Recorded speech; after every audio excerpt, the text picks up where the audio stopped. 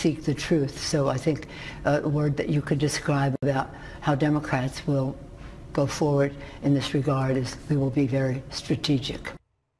Former Speaker Pelosi insisting that her party will be strategic when Democrats take control of the House in January.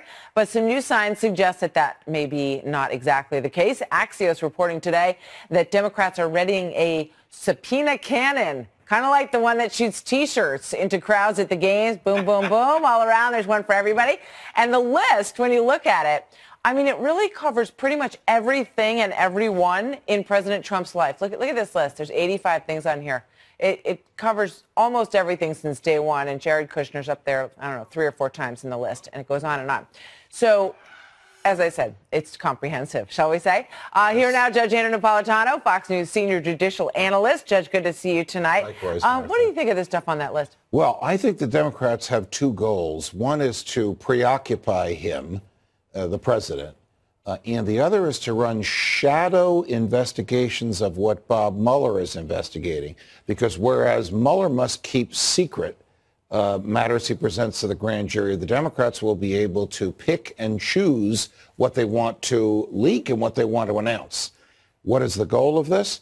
To wreck the president's presidency, to drive him crazy. I've been talking to Democrats all weekend. They believe that they have a mandate from their base to attack the president, to investigate rather than legislate. You and I were together when you and Brett Baer on election night were interrogating Ed Rundell. Brilliant guy, former governor of Pennsylvania, mayor of Philadelphia, chairman of the Democratic National Committee. He said it's a no-brainer. If they want to win in 2020, they have to legislate, not investigate. We're getting the opposite today. Yeah, it's interesting because the people who've been around a long time learned that lesson the hard way during the Clinton investigations, that it turned out not really working well for Republicans in the end. Newt Gingrich will agree with you. Yeah, he will. Here's a couple more sound bites from the weekend with regard to Matt Whitaker. Watch this. There are serious constitutional arguments that as a principal officer, he cannot be appointed to this position. He's already prejudged the Mueller situation.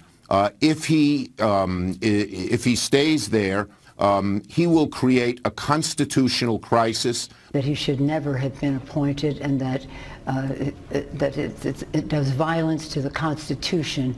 Violence to the Constitution. So, and I should mention that Jerry Nadler, the incoming House Judiciary Chairman, basically said that the first priority, the first witness on January 3rd will be, they will subpoena Matt Whitaker, who has been put at the DOJ. He wasn't on the subpoena list, but he's definitely in there. They're going to ask him, did you ever discuss the Mueller investigation with the president before he made you acting attorney general? There's a very strong argument that he does not qualify for acting attorney general. The 2 controlling statutes say the next person in line when the attorney general is gone is the deputy attorney general, who would be Rod Rosenstein. If the president witness wants, potentially in this investigation, agreed. I mean, that seems like a pretty logical reason for it not to be him. If the president wants to bypass him, he may, but he can only go to someone who has a job in the Justice Department that was appointed by the president and confirmed by the Senate, and Whitaker does not fall in either of those categories. Okay, so Noah Francisco would fit that bill. Yes, he would. Why wasn't he chosen? I don't know, and he would be a superb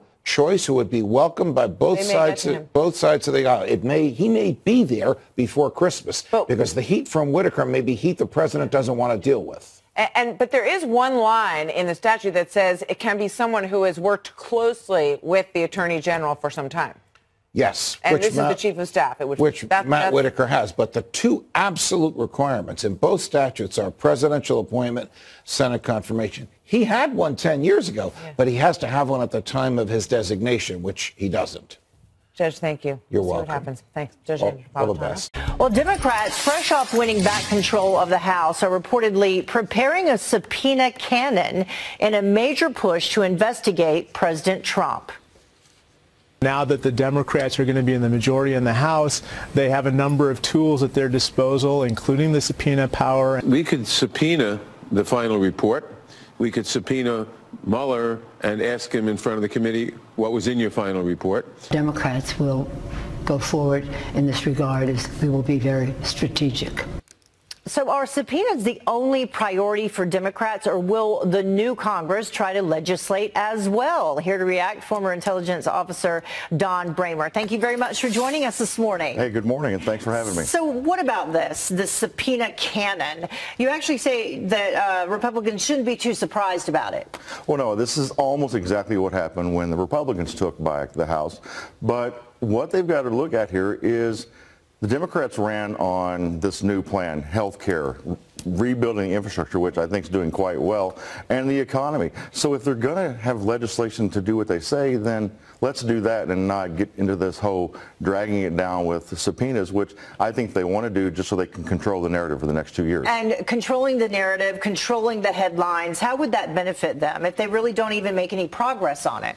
Well, they might think it'll benefit them, but actually if you won't, this could be the shortest lived majority we've seen in history because, you know, we still have a strong Republican hold on the Senate. And if Democrats control the headlines, keep moving forward with this subpoena cannon, the American people are not going to like it. They're going to get very upset with them, and it'll backfire just like we saw with when the Republicans tried to impeach Clinton, years ago. And it also backfired somewhat with Kavanaugh. It did. It did. And what happened leading into that? And a lot of people were very upset, and that's why many of the states that went from red or from blue to red were because of Kavanaugh. And I think Democrats need to understand that lesson. Mm-hmm. In terms of that, we want to switch gears now and talk about what is happening with Vice President Mike Pence. He's over in Japan. He's headed to Singapore right now. We actually have some new sound from him, I believe, speaking about North Korea. That's one of the main topics that he's addressing. Listen.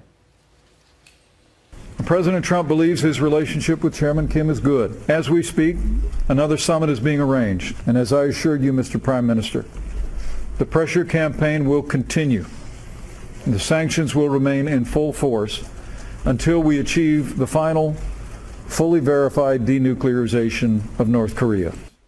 Is North Korea conning the United States? I don't think you could actually call it conning. This is a very long process, and for some reason, a lot of folks think that this is just going to happen overnight.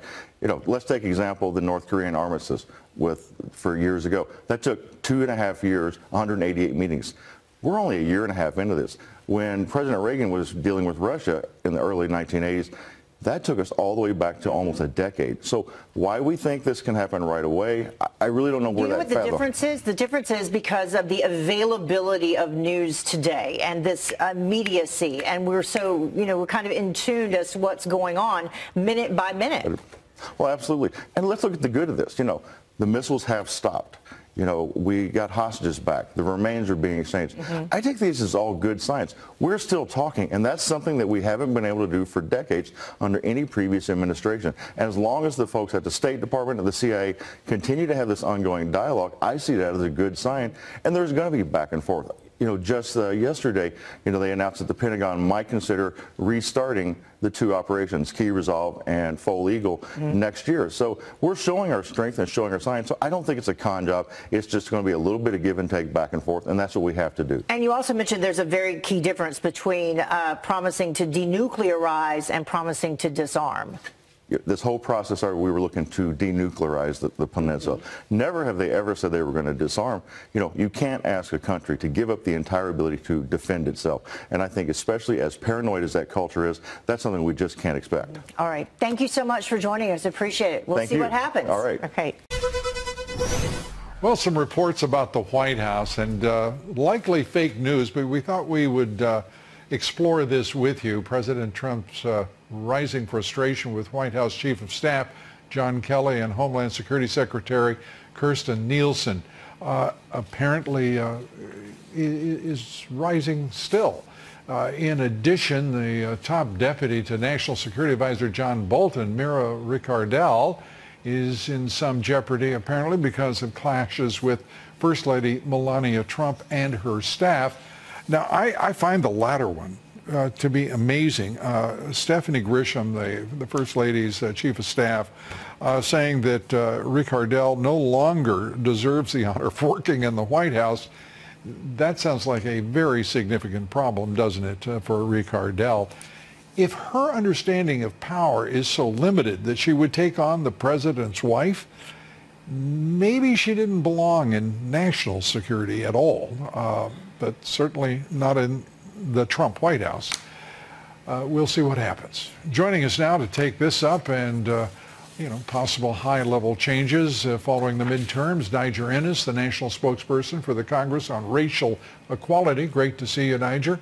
Gina Loudon joins us as well, political analyst, member of the President's Media Advisory Board, author of the terrific book, Mad Politics, which we recommend to you highly. Great to see you both. Gina, let me start with you.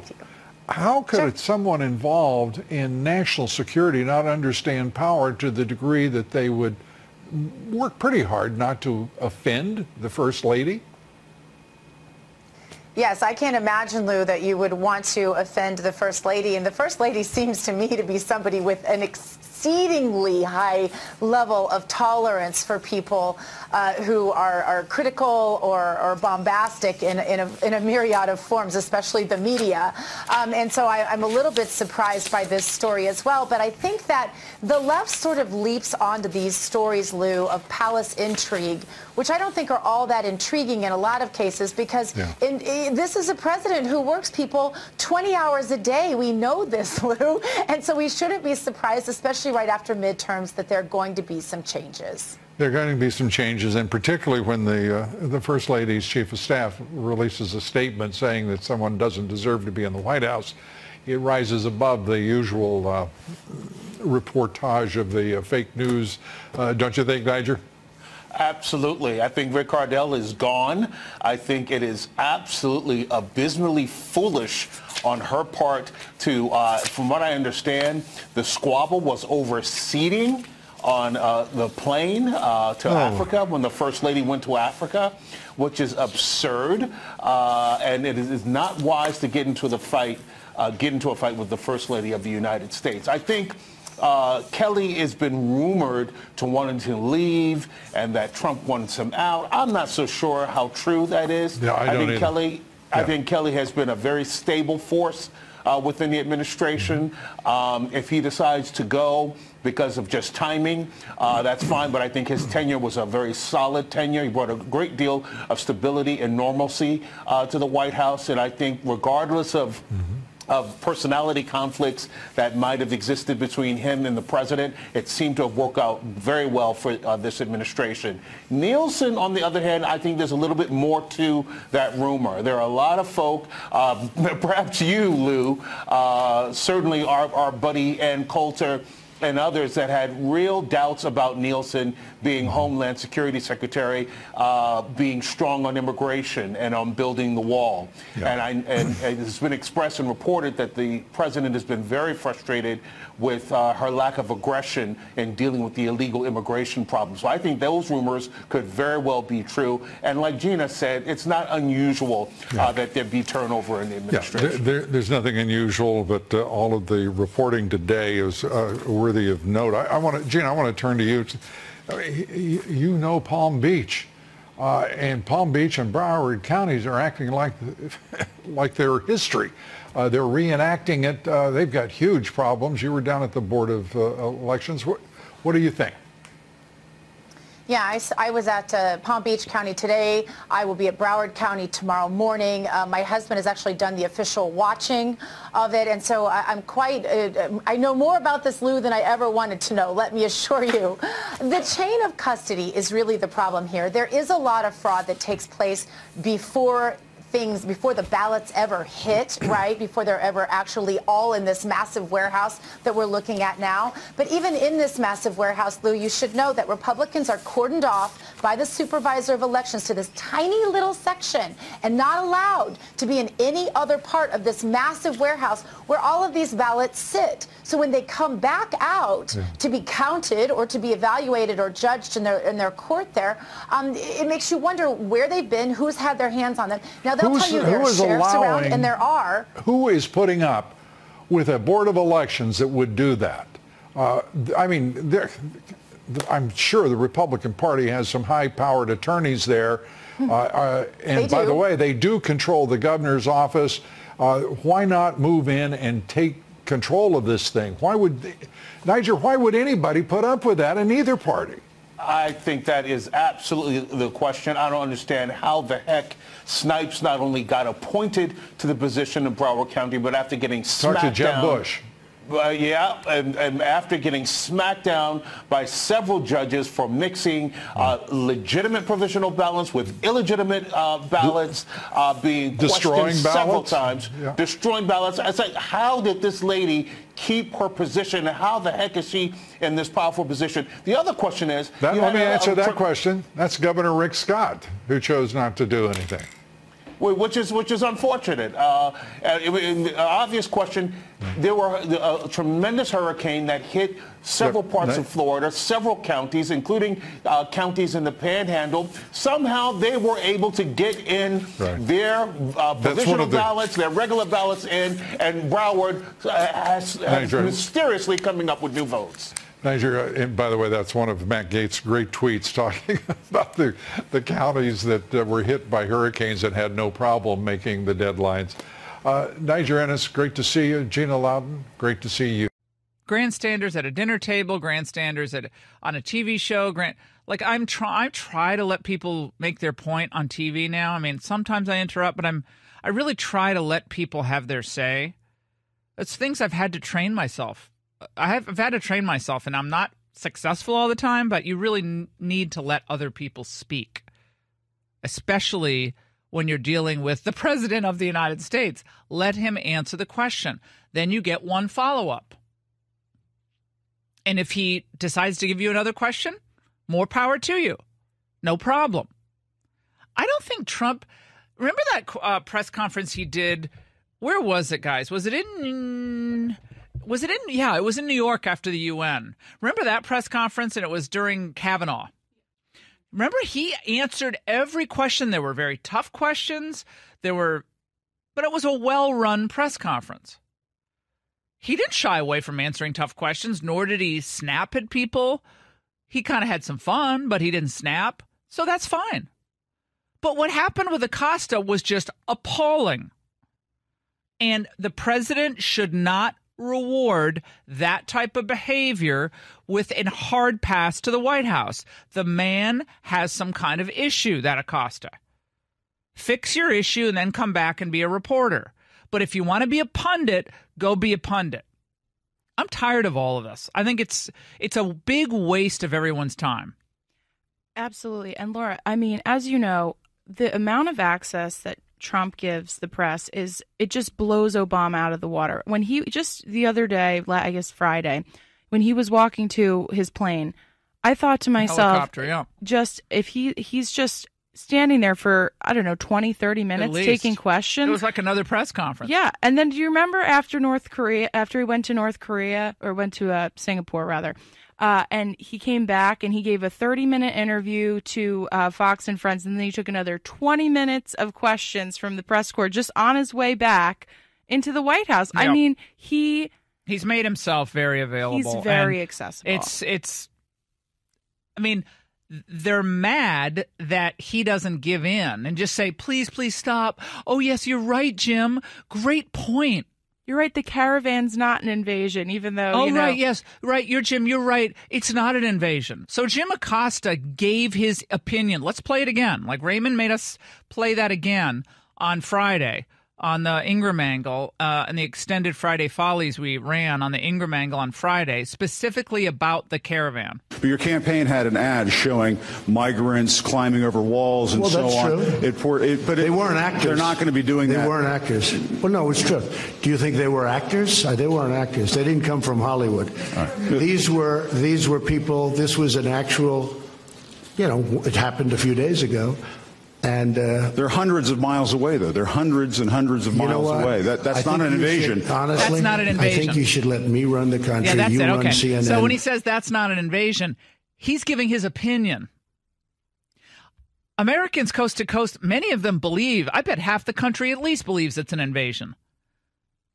And by the way, another one is forming in Honduras. So we got multiple caravans. Mexico, certain states in Mexico are now providing transportation up to Texas. This is going to be a big problem. Oh, but you're leaving the military, and the military's camped out at the border, and you're taking them away from their families. How many of you think the Democrats are all worried about the military? They were fine about defunding the military for years. We're supposed to believe the press cares about the military being camped out at the border.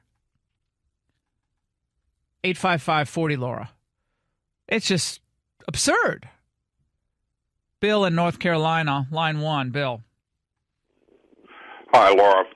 Thank you for keeping your sense of humor. Truth and humor is the only way we're going to get through It this. is. You need to laugh. Jim Acosta is a child in a playpen throwing a temper tantrum because President Trump won't be steamrolled. That's it. That's all I can say. Yeah, he really does remind me of my kids in a way. Like today, I got up early and I made my kids eggs. I do this egg, kind of burrito thing. And we didn't have any bacon. We were out of bacon, so I just did cheese and little onions. And anyway, and I have a tortilla.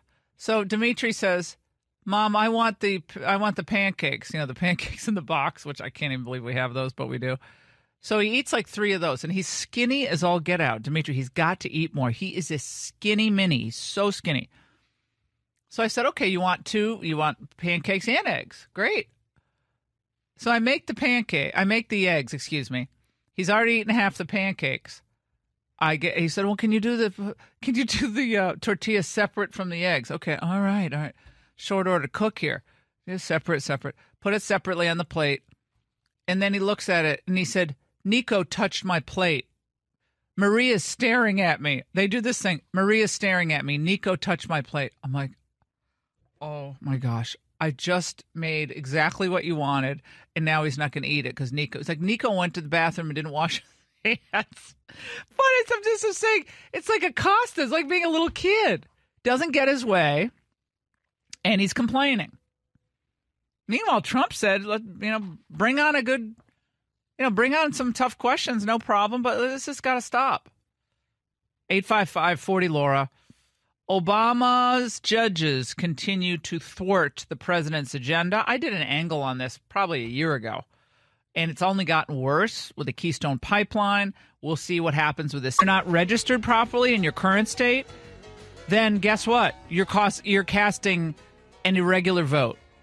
It's an illegal vote. So no, every vote does not count. Only votes that are legally cast count. But that's not what Abrams is saying. She's saying, let every vote count. No, that's very interesting, is it not? So a federal judge, speaking of Obama's judges, a federal judge rules to protect provisional ballots.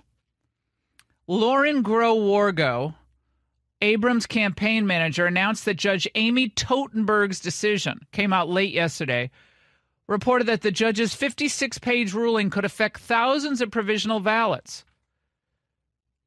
So this Judge Totenberg is an Obama appointee. Brian Kemp won by more than 50% of the vote, meaning there is no recount. He won by more than 50% of the vote, but Abrams will not concede. Of course, if it was McSally not conceding, then they would trash her on MSNBC. But because McSally conceded in Arizona with her dog next to her, I have a question. Does the dog make you more credible?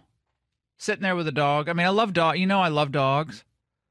But why are we conceding with the dog? The dog didn't run for office. We don't need to see the dog. I mean, God bless the dog. I love dogs. But it's crazy. Boomer